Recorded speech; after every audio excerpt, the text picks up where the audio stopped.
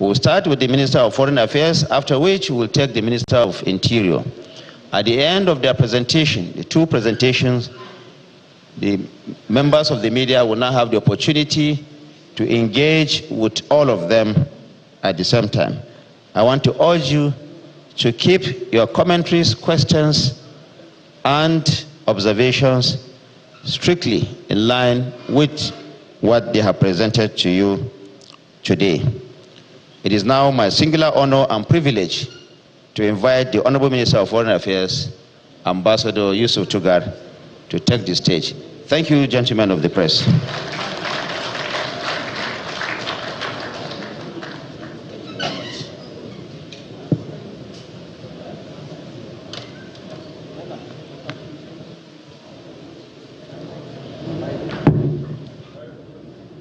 The Honorable Minister of Information and National Orientation, Muhammad Idris, Honorable Minister of Interior, Dr. Olubumi Tunji-Ojo, Special Advisor for Information and Strategy, Special Advisor, Media and Public Communications, PAMSECs, here present, heads of agencies, gentlemen of the press, media, distinguished ladies and gentlemen. Very good afternoon to you all. I thank you for this opportunity to speak about what the Ministry of Foreign Affairs has been doing with regards to delivering on the responsibilities given to it by President Bola Ahmed Tinubu, Government of Nigeria, and the Constitution of the Federal Republic of Nigeria.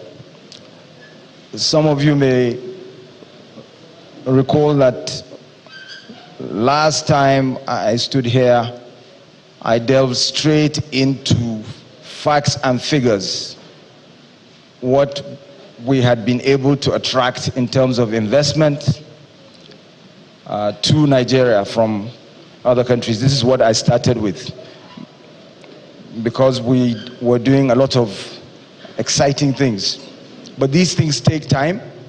There's a gestation period. So if Nigeria attracts 14 billion from India, it doesn't mean 14 billion is automatically transferred that same day to Nigeria. It takes time. There are projects, there are different ways of applying it. So this time around, what I'm going to do is focus on what we've been doing for Nigerians directly. And the most important thing that we've been doing, in my opinion, is redeeming Nigeria's image abroad. When I say redeeming Nigeria's image abroad, I'm talking about compensating for any faults that we may have projected. And I think we've succeeded in that thus far. But so the next stage is really to exalt and glorify Nigeria's image abroad. In terms of redemption, we now have a good image. I'm confident to say that. Now, how have we been able to do that? We have done that by restoring the dignity of Nigerian citizens in other countries, and by having a zero tolerance for the humiliation of Nigerians anywhere in the world. And it doesn't matter how high or how low. It can be Victor Osimhen trying to be rubbish or trying to be prejudiced towards, and it can be somebody who is lonely, living in a country outside Nigeria. Now, I will give you real life examples, and I will start by a young man from Benue State by the name of Jesse Ode, who was locked up in a country. I'm not going to name the country. No need to know. We're not going to be naming names. And even though there were instructions to even have him released by the authorities, the highest authorities of that country, it never happened for years, until the Bola Ahmed Tinubu administration negotiated through the Ministry of Foreign Affairs, using diplomatic channels and diplomatic pressure to have Jesse Ode released. He's back home, he's living safely, he's going about his business.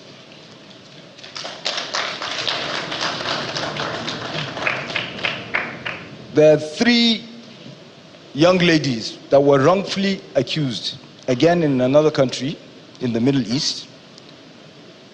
Fatima Kanai Gamboy, Hadiza Abba, and Fatima Umate Mala. Again, we secured their release. They're back here at home. You can see their pictures there for those that can.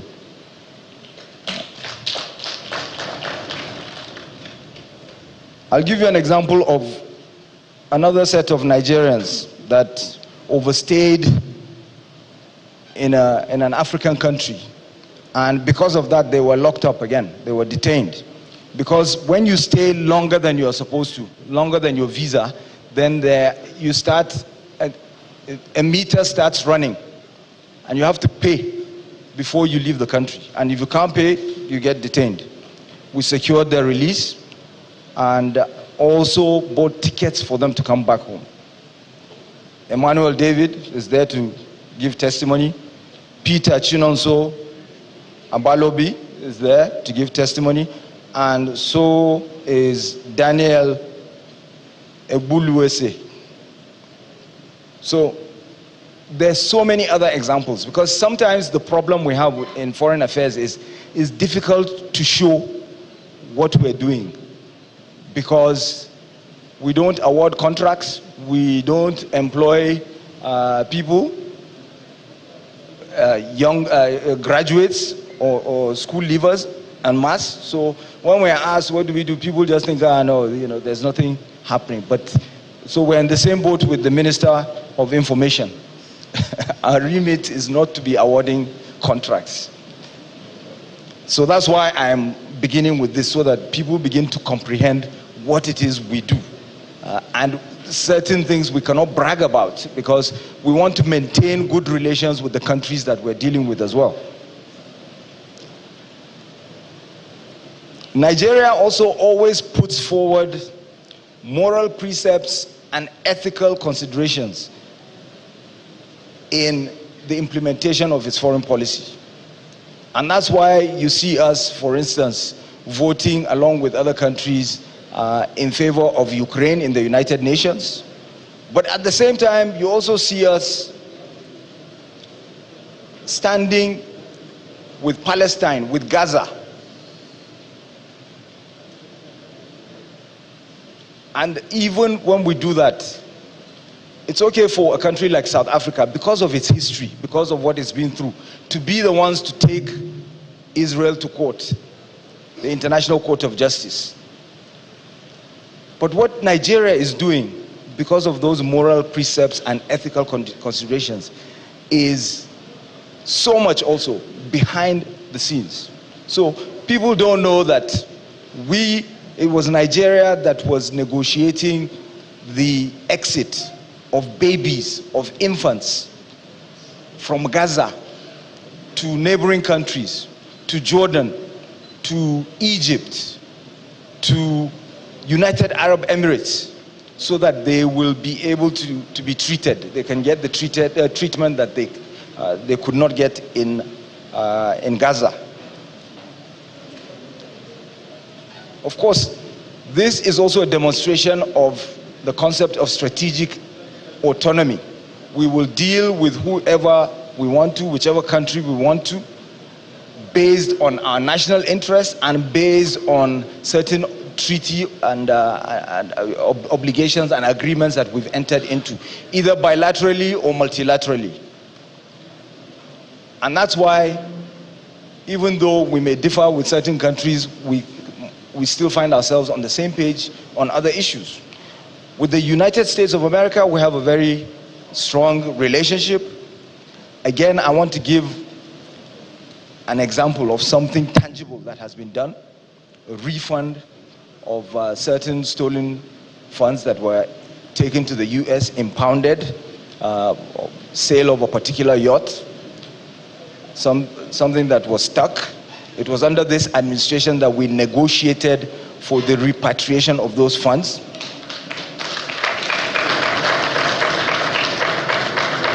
And this was done almost one-to-one between myself and the then Deputy Secretary of State.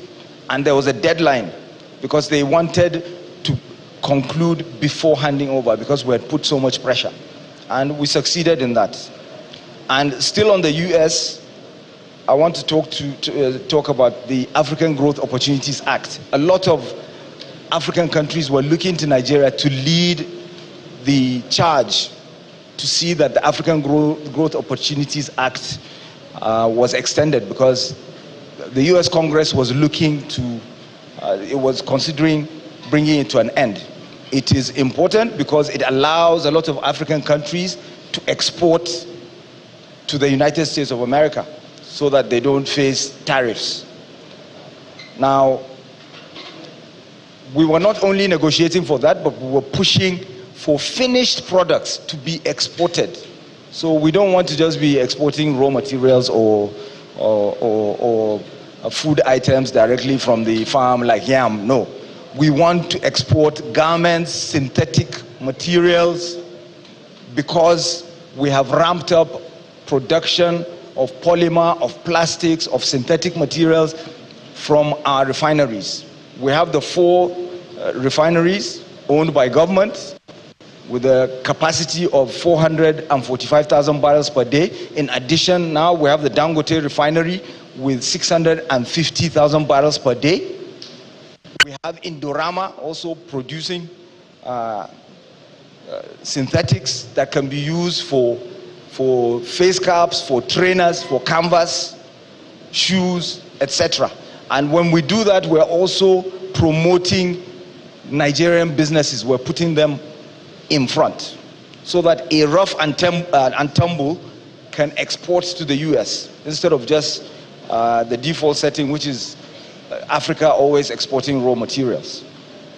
So this is something that we're doing. And of course, when I talk about Indorama, it was under this administration also that the expansion of Indorama's capacity was negotiated and the investment came through. So promoting Nigerian businesses, again, to do that, to speak for others on the continent and to represent so that we can interrogate the global financial architecture. We need to be members of the G20, and now we've become regular invitees. We were invited to India, we were invited to Brazil, and now we have also been invited by South Africa. Each country that chairs invites us. And I will also talk about China and the upgrading of our relationship to a comprehensive strategic partnership. But that was not just an empty pronouncement, because we were also able to get China to allow Nigeria to start exporting groundnuts, cashew, ginger, five products. And then we were also able to negotiate, of course, the currency swap and looking to expand it. And when I talk about India, I've talked about the 14 billion that was attracted over a number of years that would be invested in Nigeria. Indorama, 8 billion. There's a steel plant in Akwa Ibom worth 3.5 billion that is being built by the Jindal Group, the largest steel manufacturer in India. And credit has to go to an officer that retired not so long ago, Ambassador Ahmed Sule of the Ministry of Foreign Affairs. He was the substantive ambassador in 2023 when this deal was negotiated, and it was due to his consistency and the pressure. So these are unsung heroes of the Ministry of Foreign Affairs. When we talk about Brazil, we talk about JBS that visited about 2 weeks ago. They're the largest players in terms of livestock in the world. They slaughter something like 80 million chicken a day from all over the world, 20-something million cows all over. they have decided they're coming to invest. And this is following in the footsteps of President Bola Ahmed Tinubu's visit to Brazil. They are not only going to invest in livestock, but also the feed, so soybeans. Brazil is right up there when it comes to that. We have the Green Imperative Project, which we signed recently. I believe it was even this week, worth $1.1 billion, with Brazil. This is something that was also stuck for such a long time. It's finally been concluded. It's all over the media. I'm sure if you check, you will see. In the presence of the Vice President of Nigeria, Kashim Shettima. And this is going to have one project per local government, so 774 projects. And the Foreign Minister of Brazil visited me again this same week, which is why we had the, we pushed the discussion towards niobium. Niobium is a mineral that is found here in Nigeria that Brazil is a leader in producing, but not just producing, refining it. So the metals processing of niobium. And they were very excited when we took this up. They want to come and invest in metals processing capacity, building metals processing capacity here in Nigeria. So you see, these relationships also are like a muscle. If you don't exercise them, they go flabby. And we have so many agreements, so many relationships that have been dormant. And what we've been doing is bringing them back to life and using it to take up opportunities. Europe, we were there recently. We were in the United Kingdom, where we had a retreat with the Foreign Secretary David Lammy. And again, we engaged them on the issue of students and student visas, because they want our students to go to their institutions of higher learning, but they're not issuing enough visas. So we're exploring the possibilities of using remote learning. There's so many businesses, because we're so far advanced in terms of startups, in terms of even business process outsourcing, which is growing. So we actually arranged meetings for some of these business process outsourcing outfits to discuss that. We engaged with the diaspora. It's one of our 4Ds. So we were in Africa House. We visited Money Point, which is our latest unicorn, because we're trying, as I said, as much as possible to always put Nigerian businesses up front and to continue to support and encourage them. And we want to listen to what their problems are so that we'll be able to solve such problems through diplomatic means. And of course, we are looking to leverage our diaspora wherever we find them, which is why it was the Nigerian diaspora essentially that arranged a visit for us to the House of Parliament, where we engaged with them. We engaged with members of the House of Parliament, the House of Lords. We talked to so many of the MPs that were quite keen on increasing investments and engagements with Nigeria.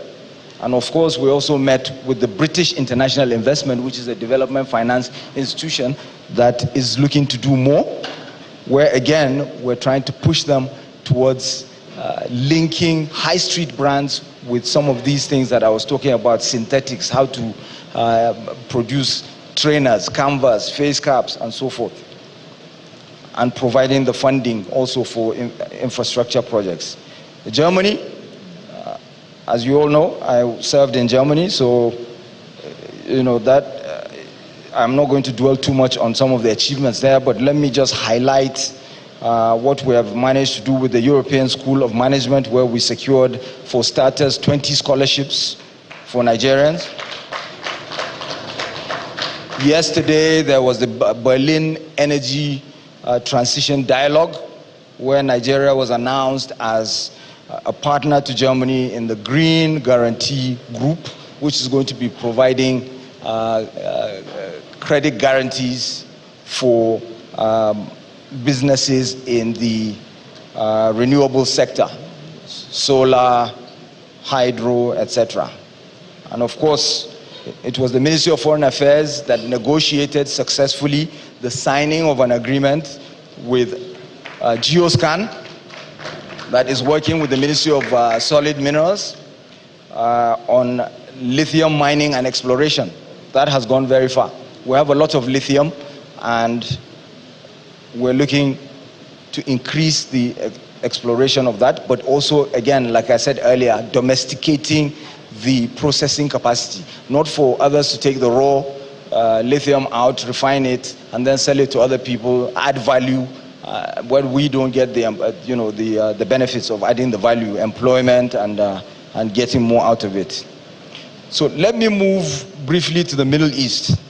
Saudi Fund for Development visited us recently, and of course it's all to do with investing also. Saudi is very keen, and we're collaborating with them in terms of food security, which is Mr. President's #1 priority. They also, as you know, most of these countries in the Middle East are desert.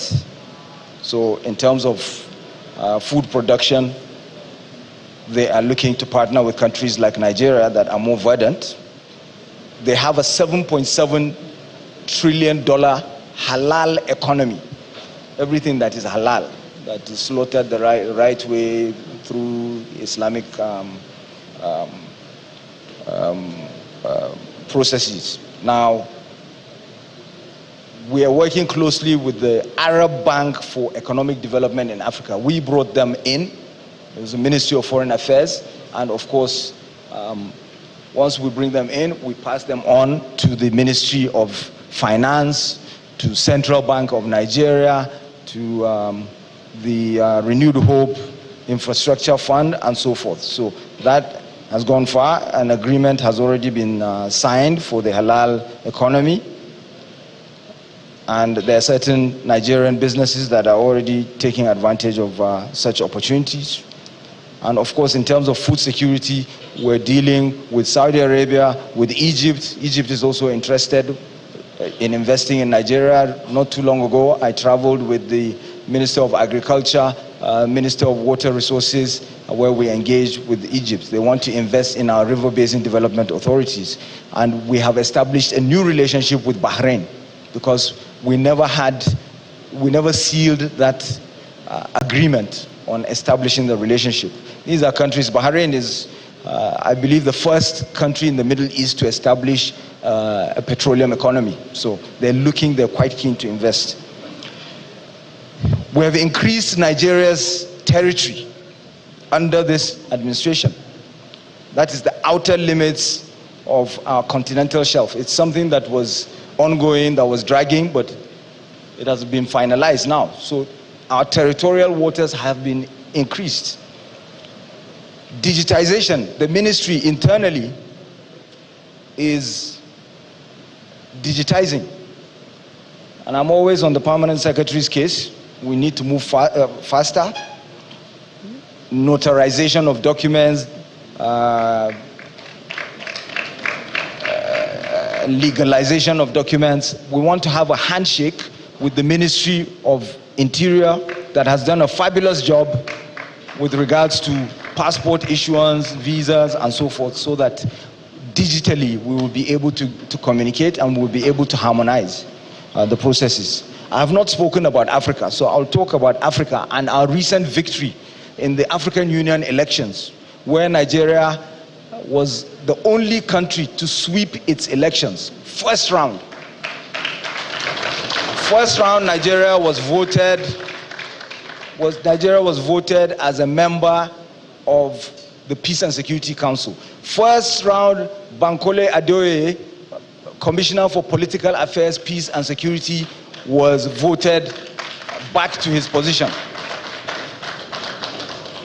And don't think it's easy, especially when we did it without spending a penny. We leveraged on Nigeria's image and goodwill.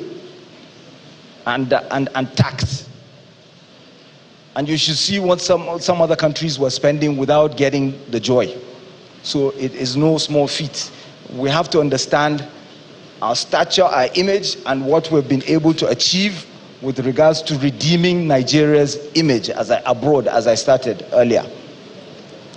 And in the African Union, of course, we have successfully, under this administration, brought the African Central Bank. It's going to be domesticated here. It's going to be in Nigeria and Abuja.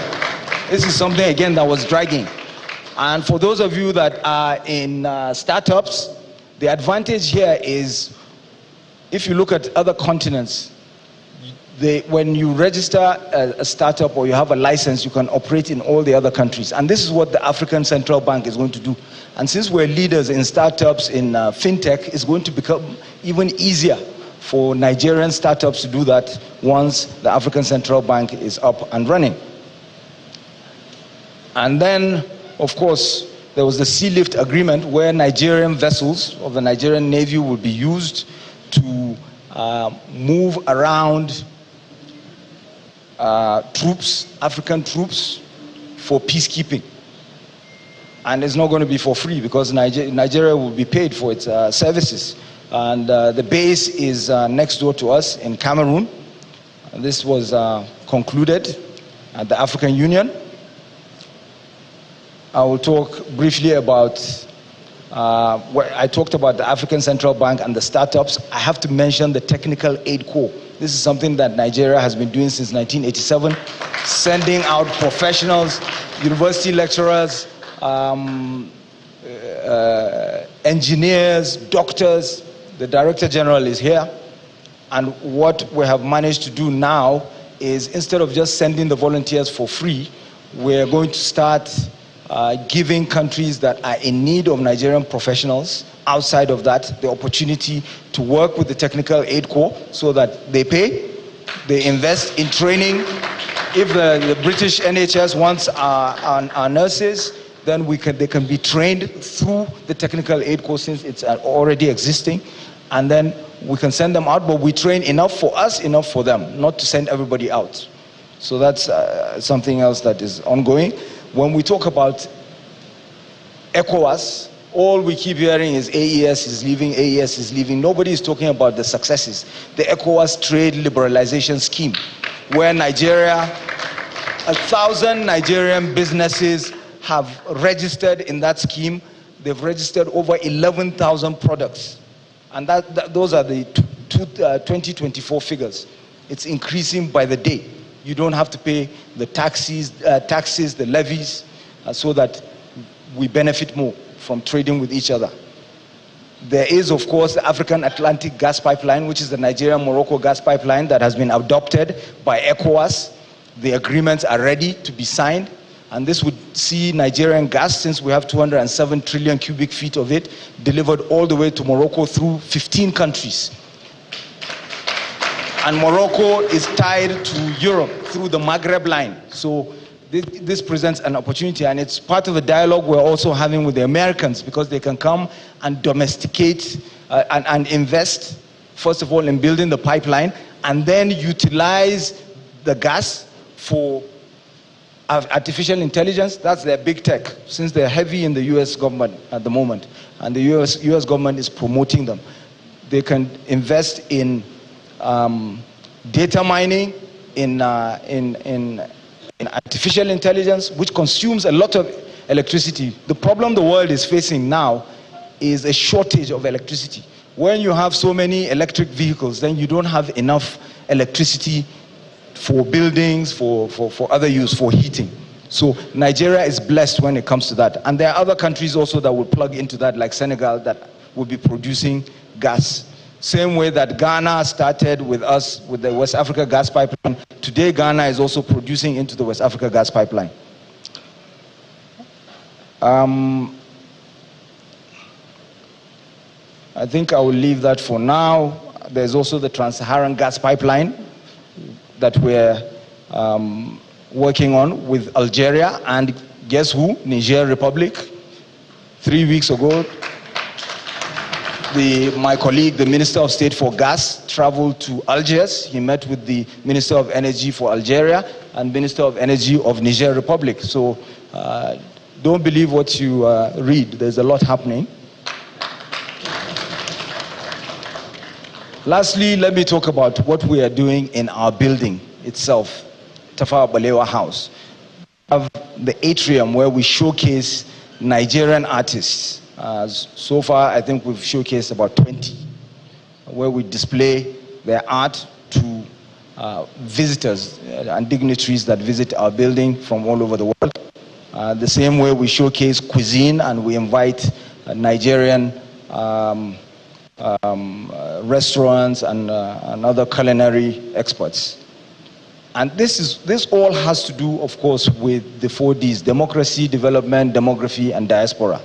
And this concept of strategic autonomy that gives us all this leverage to engage with all of these countries all over the world. There's so much more I can say, but time is limited, and we will continue to explain as we go along. I thank you for the opportunity. I thank you for listening.